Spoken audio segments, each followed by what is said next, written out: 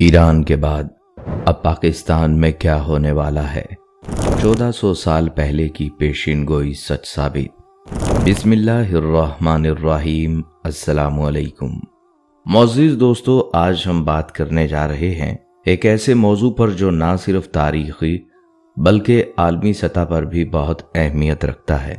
1400 سال پرانی ایک پیشین گوئی اور اس کے ساتھ دا گریٹر اسرائیل پلان، ایک ایسا منصوبہ جس نے دنیا کی سیاست، حدود اور طاقت کے توازن کو ہمیشہ متاثر کیا، اور اس کے پاکستان پر اثرات حیران کن اور بعض اوقات خوفزدہ ہیں۔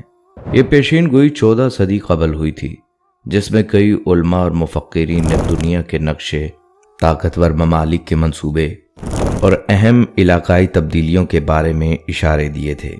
آج کے دور میں جب ہم دنیا کے نقشے، سیاسی منصوبہ بندی اور عالمی تنازعات کو دیکھتے ہیں تو یہ بات واضح ہوتی ہے کہ ان 1400 سال پرانی پیشین گوئیوں کے کئی پہلو ہو بہو درست ثابت ہو رہے ہیں۔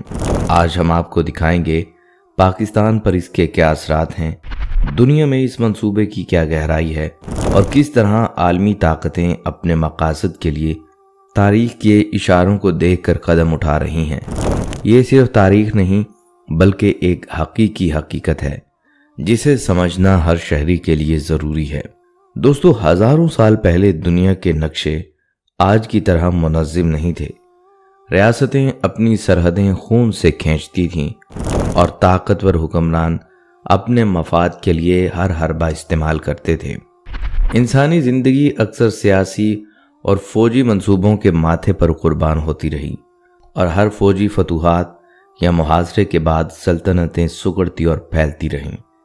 اس دوران طاقتور بادشاہوں اور سلطنتوں نے نہ صرف زمین بلکہ انسانی ذہن پر بھی قبضہ جمایا، اور یہی تاریخی حقیقت آج بھی عالمی سیاست کی بنیاد کو سمجھنے میں مددگار ہے۔ اسی پس منظر میں تورات اور اولڈ ٹیسٹیمنٹ میں ایک پیشین گوئی درج ہے۔ ایک وقت آئے گا جب دنیا میں ایک ایسا عالمی نظام قائم ہوگا جو سیاست، حکومت اور روحانیت کے اصولوں کو یکجا کرے گا۔ تینوں ابراہیمی مذاہب، اسلام، یہودیت اور عیسائیت، اس بات پر متفق ہیں کہ دنیا کا نظام ایک بڑے عالمی رہنما یا مسیحا کے زیر اثر آئے گا، لیکن اختلافات صرف اس بات پر ہیں کہ وہ کون ہوگا، نجات دہندہ یا طاقتور حکمران۔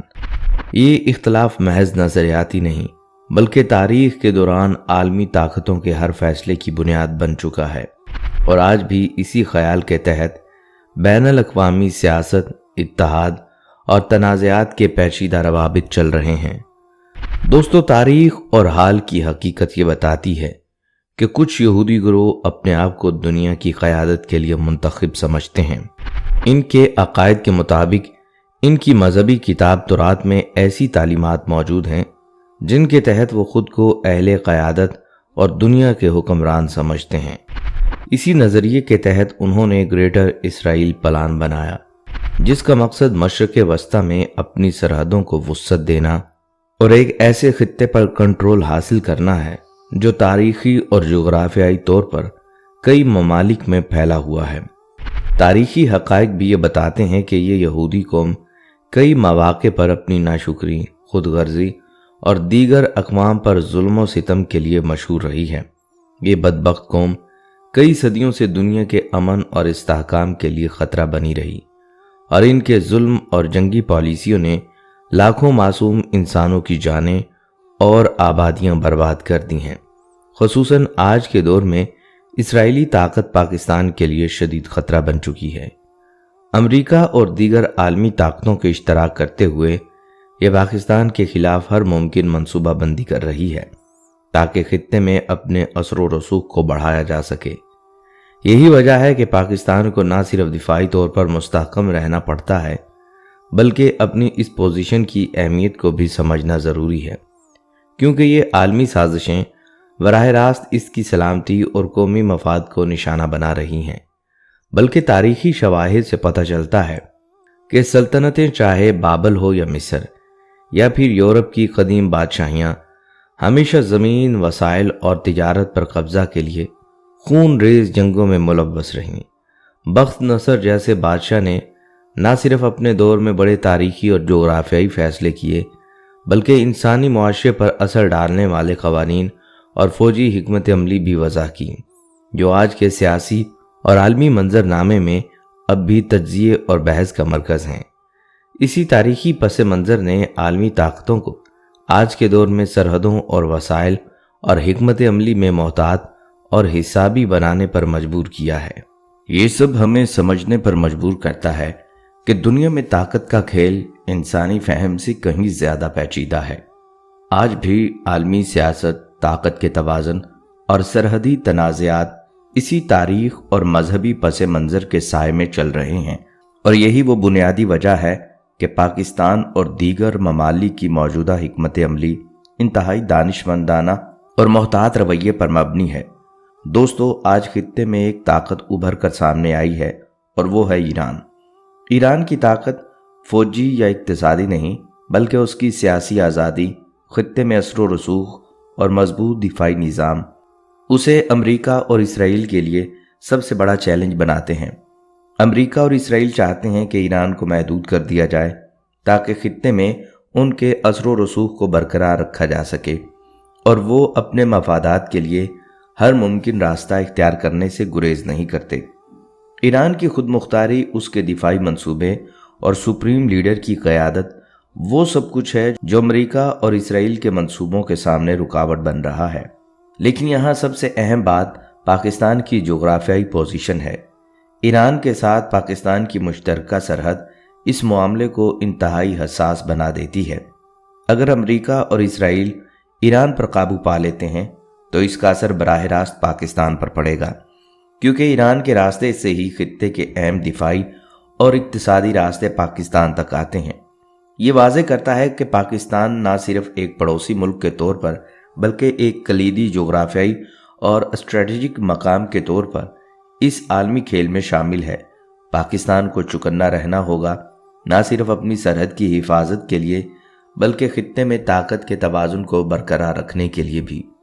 یہ سب کچھ کھل کر بتاتا ہے کہ امریکہ اور اسرائیل کی اصل خواہش کیا ہے: ایران کو کمزور کرنا، خطے میں اپنی حکمرانی قائم رکھنا اور پاکستان کے علاقے میں اپنے اثر و رسوخ کو مزید مضبوط کرنا۔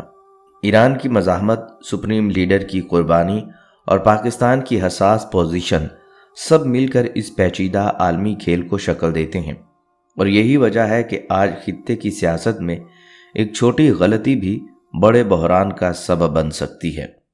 دوستو، یہ بات واضح رہے کہ آج کی دنیا میں پاکستان ایک ایٹمی طاقت کے طور پر نہایت اہم مقام رکھتا ہے۔ دنیا کے تقریباً 56 یا 57 اسلامی ممالک میں پاکستان وہ تنہا ملک ہے جس کے پاس مکمل ایٹمی صلاحیت موجود ہے۔ یہ اس کے دفاع اور سیاسی اثر و رسوخ کو عالمی سطح پر نمایاں کرتا ہے۔ اس کے برعکس غیر مسلم ممالک میں بھی کچھ ہی ممالک ہیں جو ایٹمی ہتھیاروں کے مالک ہیں، جیسے امریکہ، روس، چین، فرانس اور برطانیہ۔ یہ تقابل ظاہر کرتا ہے کہ پاکستان نہ صرف اپنی سرحدوں کی حفاظت کے لیے بلکہ خطے میں طاقت کے توازن کے لیے بھی ایک کلیدی ستون ہے۔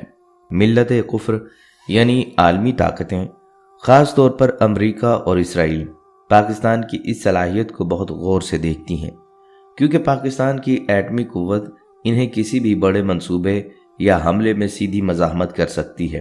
یہی وجہ ہے کہ پاکستان کے پاس موجود ایٹمی ہتھیاروں اور دفاعی نظام کو صرف ایک ملک کی طاقت کے طور پر نہیں دیکھا جاتا بلکہ خطے اور عالمی سیاست میں طاقت کے توازن کا ایک لازمی عنصر سمجھا جاتا ہے۔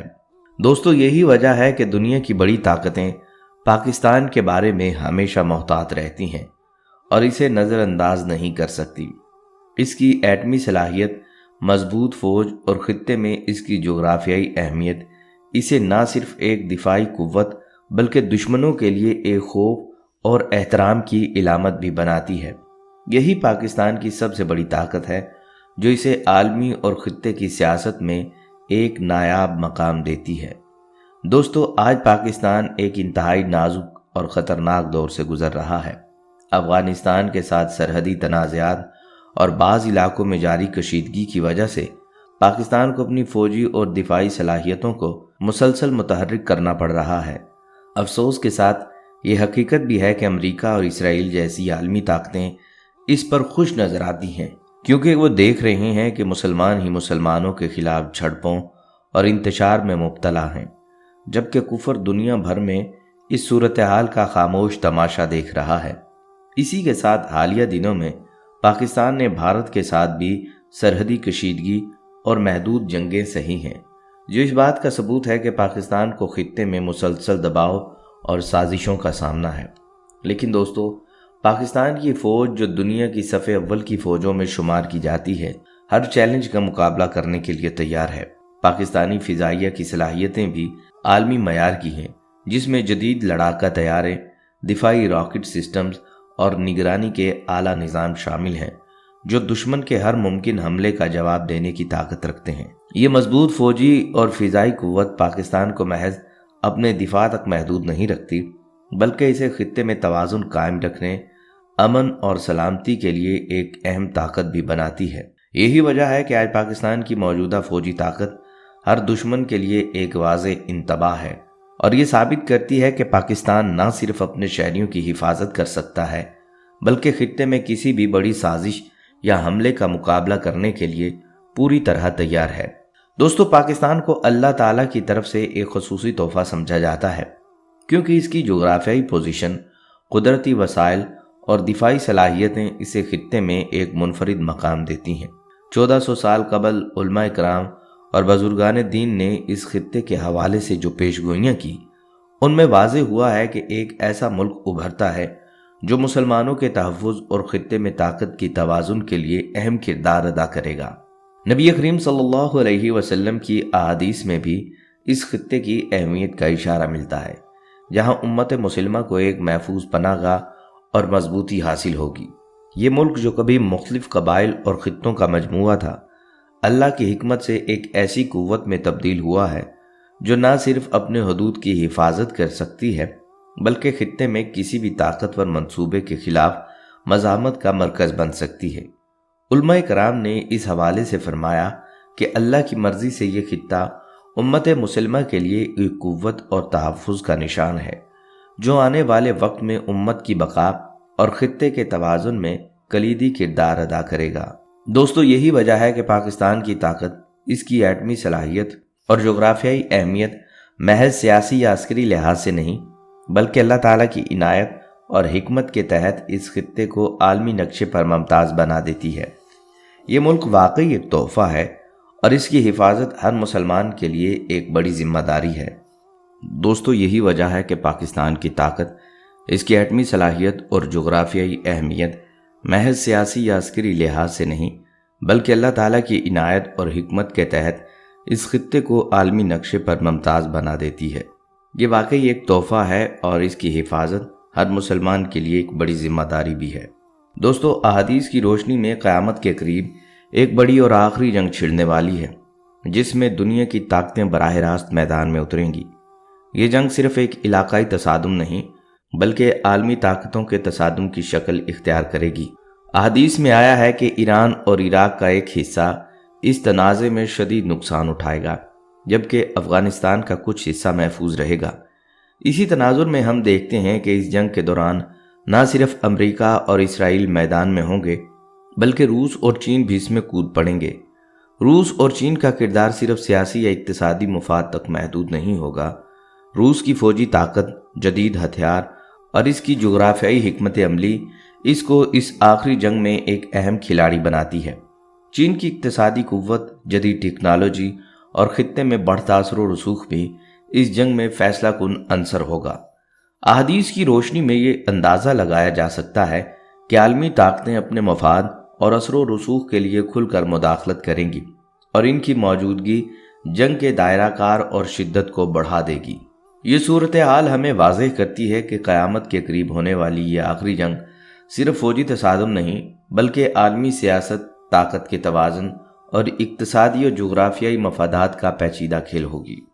ایران، عراق، افغانستان اور ساتھ ہی روس اور چین کی موجودگی سب مل کر اس جنگ کی جغرافیائی اور اسٹریٹجک نوعیت کو شکل دیں گے۔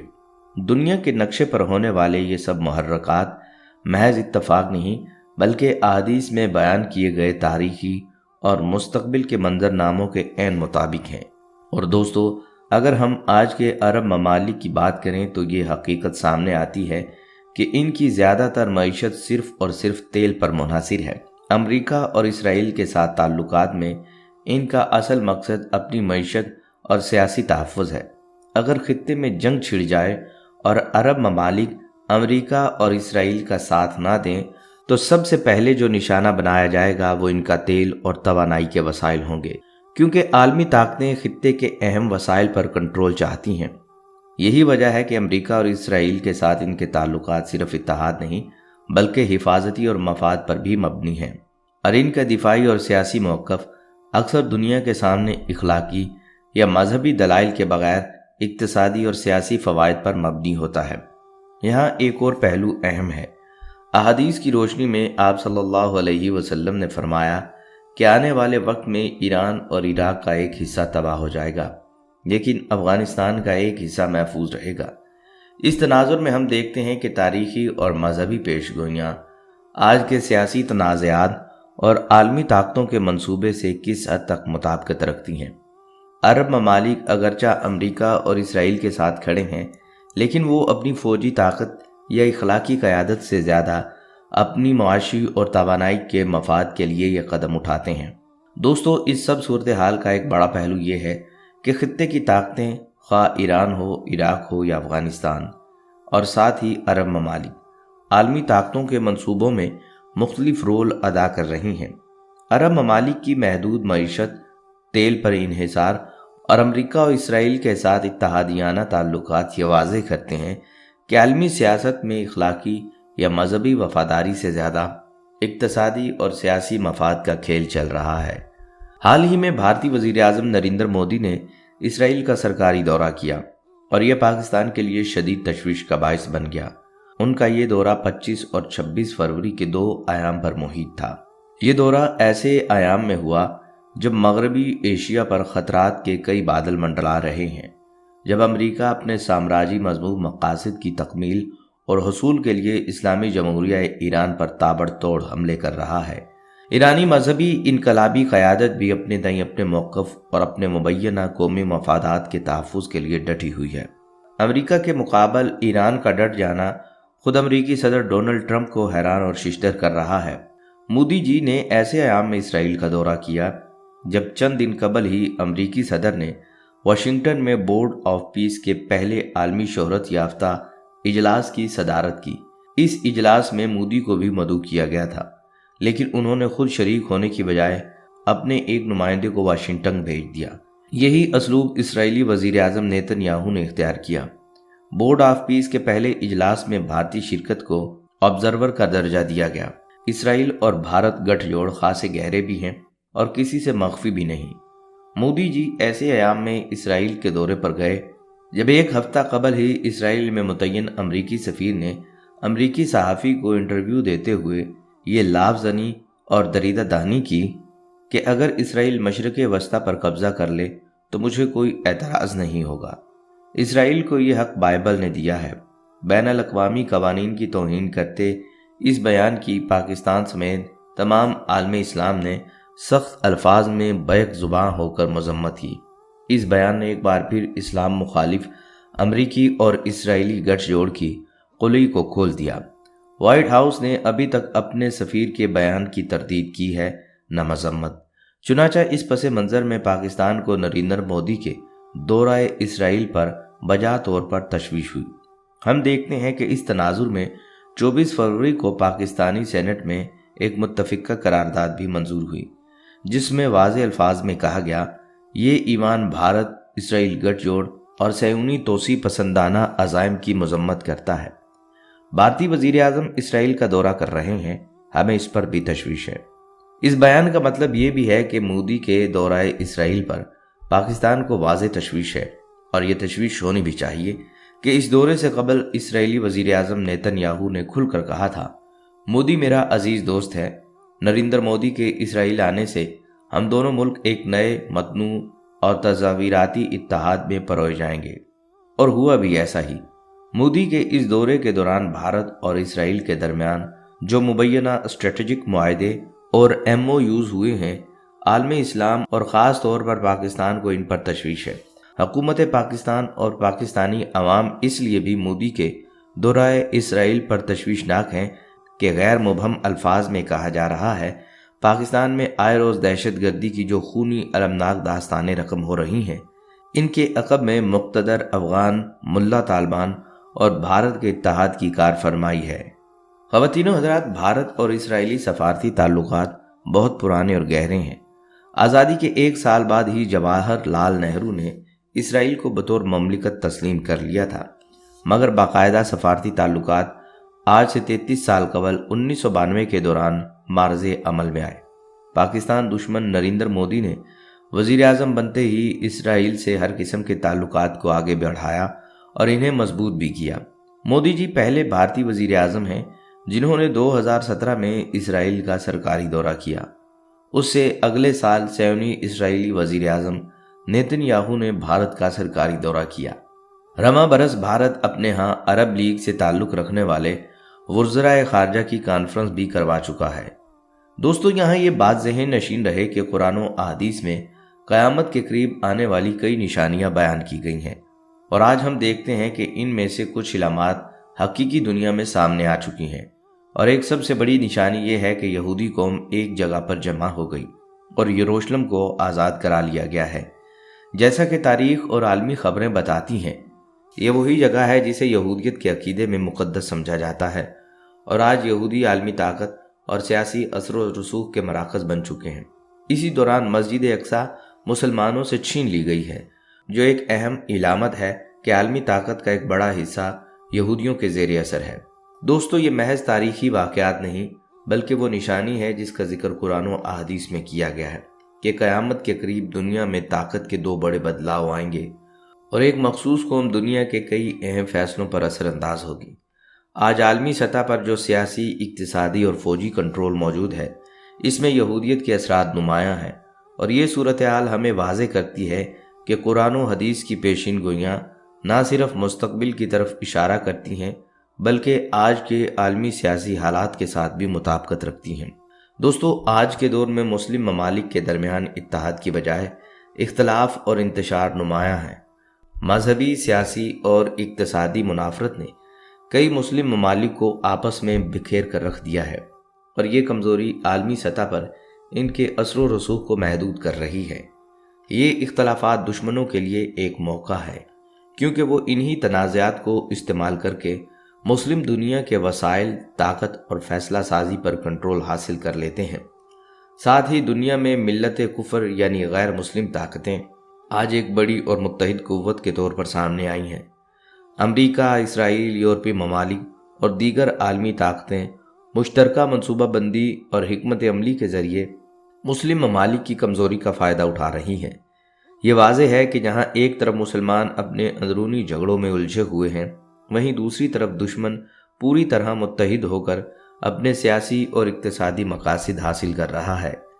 یہ صورتحال ہمیں یہ سبق دیتی ہے کہ آج کی دنیا میں مسلمانوں کی کمزوری اور انتشار دشمنوں کی طاقت اور اثر و رسوخ کو بڑھانے کا ذریعہ بن رہی ہیں، اور یہی وہ خطرہ ہے جس کا ذکر قرآن و احادیث میں بھی آیا ہے کہ امت مسلمہ کے بکھرنے سے دنیا میں غیر مسلم قوتوں کا غلبہ بڑھ جائے گا۔